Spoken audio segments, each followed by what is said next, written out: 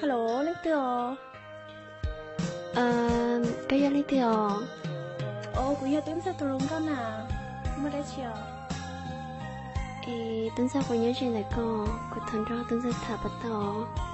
Hứ, tính sao hết lấy tiêu, nhận cho cái thằng nó. Nó mất tua kia xíu mà. Tính sao thần ra có thảo. Tính sao có chiều mất khi nào sẽ có thể sáng lấy tiêu.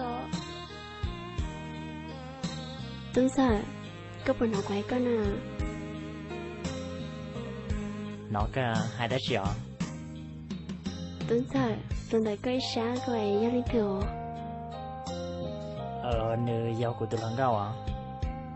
Tính sao ôi cha cái giải trí mất lòng gạo thở tên rồi nè. Có sau hồi tuần gì là của tiêu mua lần gạo rong thia lúc của cha cao là xin nó mình có sau hồi tuần là Tính sao để tôi chuyển lúc cái cha của nó. Tính sao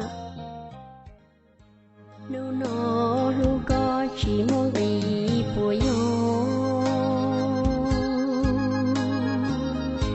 mà cho một lúc kia lười tôi sống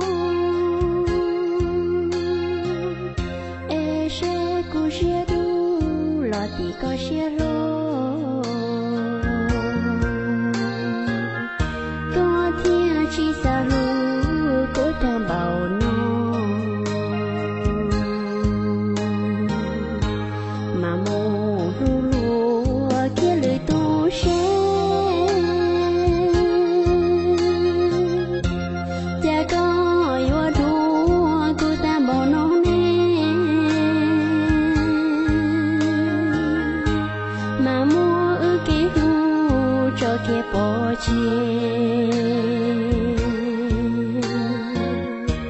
chỉ một kia xe nhau cô sang thầu là thì có xe về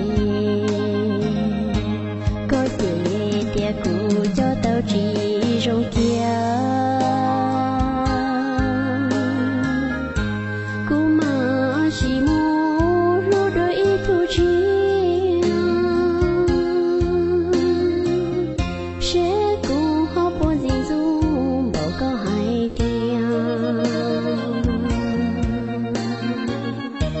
mà chỉ muốn kia kia bao tia lên thì anh đi nhỏ tia lôi những tia cũ chỉ trong ly có hai thằng ta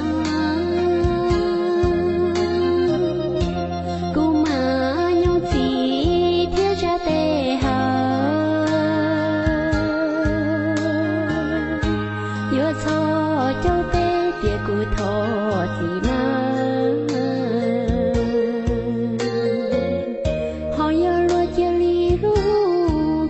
chỉ là